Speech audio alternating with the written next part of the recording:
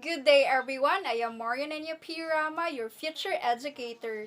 So, for today, we will be discussing to you the politics in the curriculum, together with my group mates, Shalame Orate and Lawrence Rompagurayan, my co-reporters, Jaya Hansel Mundigo, our visual aid maker, Rolando Lopez and Ivy Maloloyon, our video editors, and to our researchers, Jerbilin Lu, Jason Mantiquilla, Maria Rose Magbanwa, and Joshua Picazo. And we are the Group 4. Politics in the curriculum. Educators should use well-defined political strategies and public relations techniques for the benefit of schools and students. So, who should set the policy and who influences curriculum decision making? The answer is if curriculum is to be an authentic expression of societal purpose, it cannot be the narrow prescription of a few people or the simple embodiment of a current political agenda. It is nearly any organization at any level that has a concern. This is according to Phillips and Hawthorne in 1978. Curriculum development is a monumental task in a politically active community. Educational policymakers often tend to respond more quickly and with more vigor to political demands than to true educational needs. Any community can take the following steps to use politics for the benefit of curriculum development. Politics for the benefit of curriculum development. First, compile a local who's who. The first step is to identify the persons who constitute the local who's who. Potent organizations and individuals, internal schools groups and staff, parents and school board members should be recognized for their influence on the curriculum. School policy is often formulated and a system's reputation based on the views of certain key people. Second, identify existing communication channels and build new ones. Communication must be an integral part of any planned educational project. Curriculum is more than what teachers choose to teach, what students prefer to learn, or what authors write in textbooks. Teachers have daily opportunities to demonstrate the art of instruction and to make learning vivid and memorable. But they are not self-employed practitioners. The curriculum they teach is public policy, designed to outline what society believes young people need to learn to be privately happy and publicly useful. Teachers contract to serve their students and society by implementing that policy in their classrooms. The community members identified in the first step should be cultivated into a group of key communicators by seeking their suggestions and keeping them updated on curriculum matters. The school system can acquire helpful partners. Third, listen and observe. Sophisticated surveys with fancy names are inadequate substitutes for turning in to the pulse of the people. Educators must heed even critical feedback from the community. It is far better to catch mild disgruntlement than to let it build up until it hits the fan.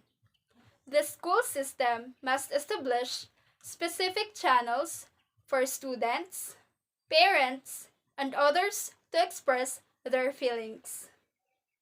The continuation, Rome and Sheila May will bring it on.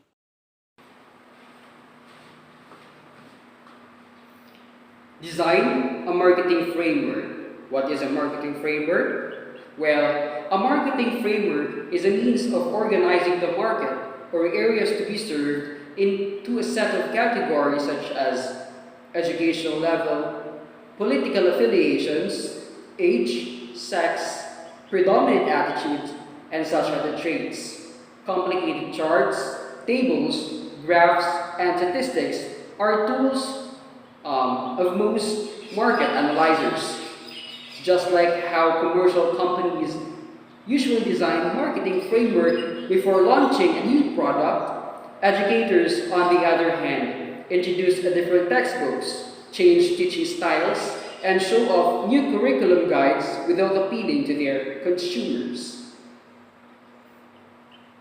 Next would be generate an overall strategy. Like they say, if you fail to plan, then you plan to fail.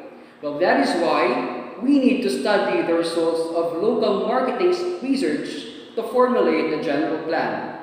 We need questions that will stimulate thought about having an overall strategy like, should you attempt to appeal to all segments of the community? If most of the public believe in back to basics, what does that mean for the curriculum? Do some citizens advocate special projects in the arts? Now, let's move on to create a motivational theme. When I say the phrases commitment to quality, every kid is a winner, excellence in execution, what do you feel? You feel motivated, right? It is because these phrases arouse more passion than typical education buzzwords. The creation of motivational theme or slogan, just like those examples, can set standards for everyone in the school system, and it creates an instant positive response from the staff. When we are able to motivate everybody, then we can expect them to give and do their best. Then, let's proceed to formalize the system's philosophy. As a future educator, I believe that philosophy is the foundation of everything. Philosophy becomes theories. Theories becomes decisions, and decisions becomes actions. Just like when a building has poor foundation, it will fall. That is why curriculum developers should push for the recognition of educational policies as the foundation on which programs are built. Next would be conduct a needs assessment. Needs assessment are conducted to identify between the gaps of what is and what should be. With needs assessment, priorities are set, objectives with standards are formulated, and plans are created for closing as many gaps as possible. In essence, a needs assessment enables the school system to take a snapshot of itself and set priorities based on what comes out as underdeveloped. Then, let's proceed to set priorities and select targets. In setting priorities, needs assessment can be used in two ways. First is because needs assessment itself has procedures that includes setting priorities as a concluding step. Another approach to use needs assessment is to harvest quantified opinions and other data to formulate basis for setting priorities. And on the other hand, in selecting targets, here are some matters to include when analyzing and selecting targets. First, is a quick success needed? Second, must results be visible and concrete? And third, are resources available for development and implementation?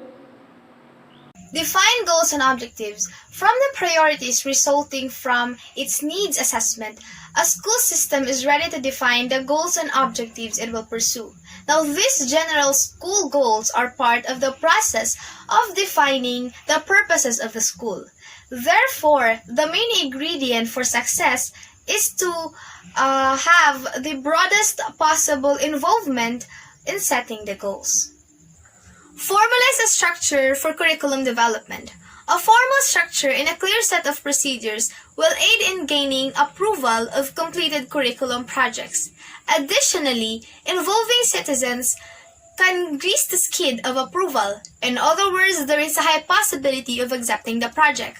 Now, according to Della Dora in 1989, parents and the people in the community can be effective and active participants in the planning of the curriculum, carrying it out, and evaluating its effectiveness. Thus, involving citizens can create a positive school-community relation. Now, on a purely practical level, the way to achieve the backing of parents and the people in the community for the new systems is to involve them as much as possible in the planning and implementation of the curriculum. The specifics of the curriculum depend upon the subject under discussion, national trends, research findings, principles of learning, and so forth. Now, a curriculum development model ought to include provisions for the way these factors can be identified, assessed, and considered. Organize the actual development for appeal to staff, the parents, the board members, and others. Now, the curriculum development and maintenance cannot be successful by relying solely to the curriculum administrators. Thus, we need an army of resource teachers or classroom teachers to enhance the effectiveness of the program and the teachers themselves. Also, the resource teachers and the classroom teachers are valuable assets when the time arrives for presenting the curriculum products to the other staff, the parents, and the board members for the approval and acceptance. Next is to disseminate the board's approval or acceptance. Now, the curriculum developers should use all available communication channels to disseminate to community influentials the board's approval or acceptance of the curriculum projects. Boards on education like to deliver on their promises, and these actions improve the chances of full funding.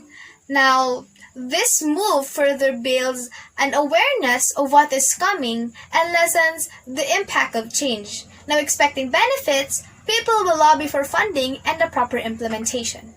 Next is relate curriculum development to funding request.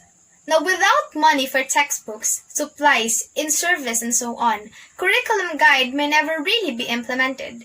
In other words, students will not be helped by the staff's labors unless the curriculum development is related to funding request. Now, the curriculum and instructional request should state how the program execution can be paced to meet the educational and the financial requirements. Lastly, reinforce success. Participants in the curriculum development process should be rewarded in every way possible. Praise may be the only available reward, but there is power in positive strokes for a job well done. Thus, it is important to give reward to those people who participate in the planning and the process of the curriculum development. Through this, immediate success often will be reinforced along the way. So as a summary, the governance of education in this country and elsewhere has always been political. Now, a seat on a local school board is often used as a launching pad for a would-be political career, while some board members view themselves only as future politicians. In actuality, they are all politicians as soon as they decide to run for the board. Now, educators do not have the option to whether or not to participate in politics, because they are natural parties to such activities. The choice is between politics as usual, with schools as pawns, or a system of educational politics with children as beneficiaries. So that would be our report for our topic, politics in the curriculum. Thank you for listening and God bless.